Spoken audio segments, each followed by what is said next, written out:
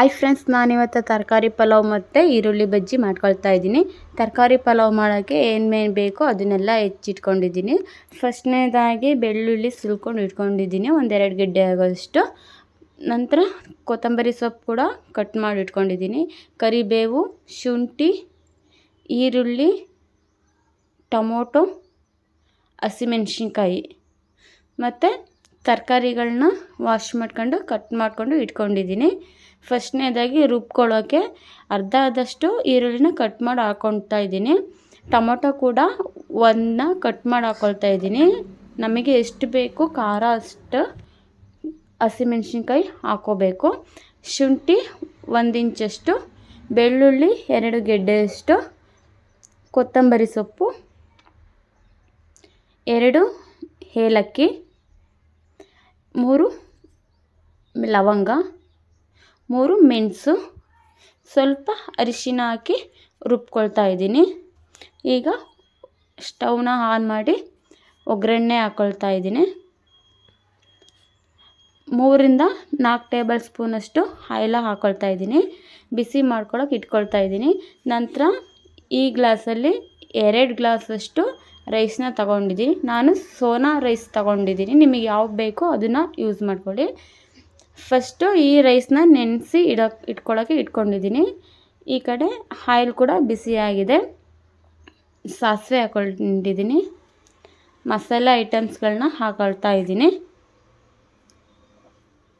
ನಂತರ ಕರಿಬೇವು, ಈರುಳ್ಳಿ, ಸ್ವಲ್ಪ ಟೊಮೊಟೊ ಫ್ರೈ ಮಾಡ್ಕೊಳ್ತಾ ಇದ್ದೀನಿ. ನಂತರ ಫ್ರೈ ಆದ ತಕ್ಷಣ ಕಟ್ ಮಾಡಿಟ್ಕೊಂಡಿರೋಂಥ ತರಕಾರಿಗಳನ್ನ ಕೂಡ ಹಾಕಿ ಫ್ರೈ ಮಾಡ್ಕೊಳ್ತಾ ಇದ್ದೀನಿ. ರುಬ್ಬಿರೋ ಅಂಥದ್ದು ಕೂಡ ಮಿಕ್ಸ್ ಮಾಡ್ಕೊಳ್ತಾ ಇದ್ದೀನಿ. ನಂತರ ಇದರಲ್ಲೇ ಒಂದು 5 ರಿಂದ 7 ನಿಮಿಷ ಕುದಿಸ್ಕೊಳ್ತಾ ಇದ್ದೀನಿ. ಈಗ ರೈಸ್ನ 2 ಟೈಮ್ಸ್ ವಾಶ್ ಮಾಡಿಕೊಂಡು ಹಾಕ್ಕೊಂಡಿದ್ದೀನಿ. ಫಸ್ಟೇ ನೆನೆಸಿ ಇಟ್ಕೊಂಡಿದ್ದೆ 10 ನಿಮಿಷ ಮುಂಚೆನೇ.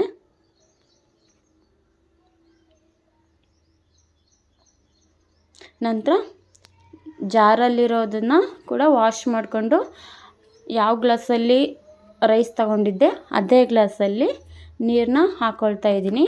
ನಾನು 2 ಗ್ಲಾಸ್ ರೈಸ್ ತಗೊಂಡಿದ್ದೆ, ಸೊ ಅದಕ್ಕೆ 4 ಗ್ಲಾಸ್ ನೀರನ್ನ ಹಾಕ್ಕೊಳ್ತಾ ಇದ್ದೀನಿ.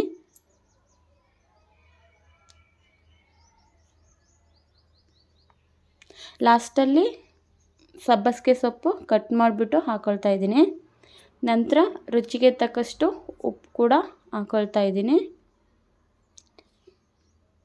ಮಿಕ್ಸ್ ಮಾಡಿಕೊಂಡು ಸ್ವಲ್ಪ ಕುದಿ ಬರೋ ತನಕ ಬಿಟ್ಟು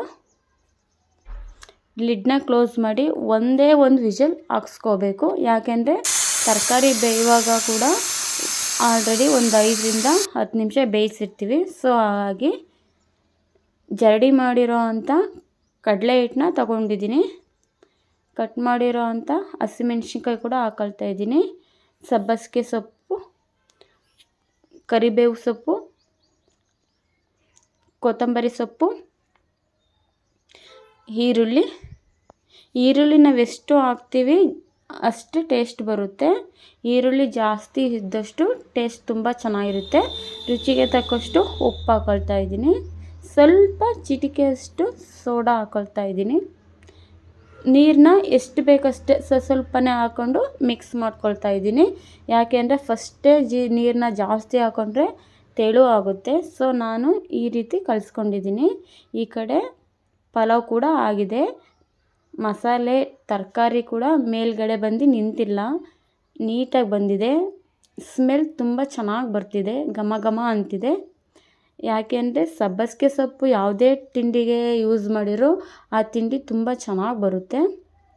ಜಾಸ್ತಿ ಮಿಕ್ಸ್ ಮಾಡೋಕ್ಕೆ ಹೋಗ್ಬಾರ್ದು, ಫೋರ್ಸ್ಫುಲಿ ಸ್ವಲ್ಪ ಮಿಕ್ಸ್ ಮಾಡ್ಕೋಬೇಕು. ಯಾಕೆಂದರೆ ಅನ್ನ ಎಲ್ಲ ಫುಲ್ ಕಲಿಸ್ಕೊ ಹೋಗುತ್ತೆ. ಸೊ ಹಾಗಾಗಿ ಈ ಕಡೆ ಒಂದು ಬಾಣಲಿಲಿ ಎಣ್ಣೆನ ಬಿಸಿ ಮಾಡೋಕೆ ಇಟ್ಕೊಂಡಿದ್ದೀನಿ. ನಾನು ಸ್ಪೂನಲ್ಲೇ ಬಿಟ್ಕೊಳ್ತೀನಿ. ಯಾಕೆಂದರೆ ಕೈ ಉರಿಯುತ್ತೆ ಅಂತ, ಹಸಿಮೆಣ್ಸಿನ್ಕಾಯಿ ಇರುತ್ತೆ ಅಂತ ನಾನು ಯಾವಾಗಲೂ ಸ್ಪೂನಲ್ಲೇ ಬಿಡೋದು.